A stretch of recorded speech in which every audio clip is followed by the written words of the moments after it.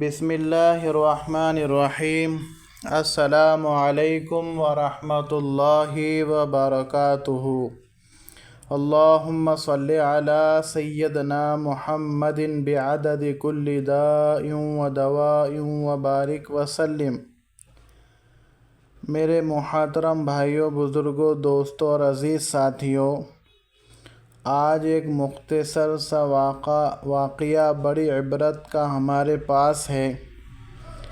اتحاف میں لکھا ہے، حضرت عبدالوہاب بن عبدالحمید ثقفی رحمۃ اللہ علیہ کہتے ہیں کہ میں نے ایک جنازہ دیکھا جس کو 3 مرد اور ایک عورت لیے جا رہے ہیں، اور کوئی آدمی جنازے کے ساتھ نہیں تھا۔ میں ساتھ ہو لیا اور اس عورت کی جانب کا حصہ میں نے لے لیا۔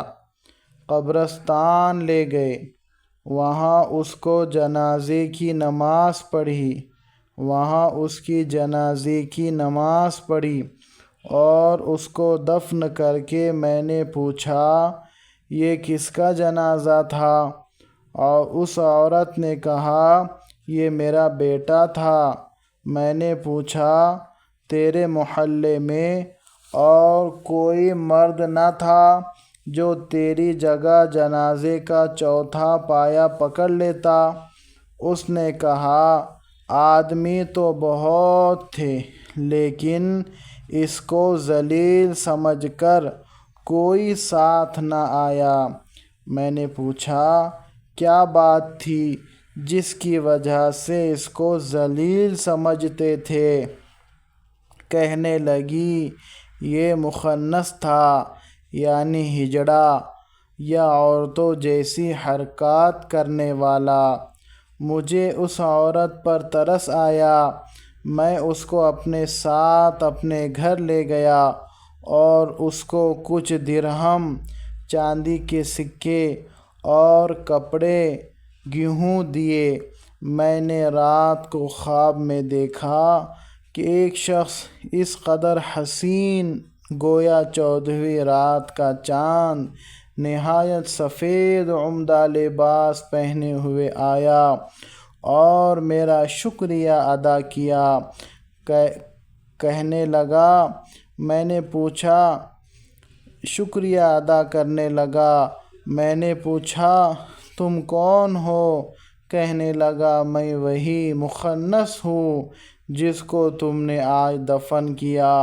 مجھ پر حق تعالی شانہ نے اسی وجہ سے رحمت فرما دی کہ لوگ مجھے ذلیل سمجھتے تھے۔ دیکھیے میرے محترم بھائیوں، بزرگوں، دوستوں، عزیز ساتھیوں، کہ صرف ذلیل سمجھنے کی وجہ سے اللہ تبارک و تعالی نے اس مخنث کی مغفرت فرما دی۔ تھوڑی تھوڑی ادا اللہ رب العزت کو پسند آ جائے تو وہ ہماری مغفرت فرمانے کے لیے کافی ہیں۔ لوگ اگر ہمیں ذلیل سمجھتے ہیں، لیکن اللہ کی نگاہ میں ہمارا درجہ اور رتبہ اور مرتبہ بڑھ جاتا ہے۔ اس کے لیے ہم اللہ تبارک و تعالی کا شکر ادا کرے، اللہ تبارک و تعالی کا احسان مانیں کہ اللہ نے ہمیں عزتوں سے سرفراز کیا ہے، اور اگر کوئی ہمیں ذلیل بھی سمجھتا ہے تو اس پر بھی اللہ کا وعدہ ہے۔ اس لیے اللہ تعالی ہم تمام کو اس عبرتناک واقعے سے سبق حاصل کرنے کی توفیق عطا فرمائے، اور جو سنا گیا، کہا گیا، اس پر عمل کی توفیق عطا فرمائے۔ آمین ثم آمین، آمین یا رب العالمین، برحمتک یا ارحم الراحمین۔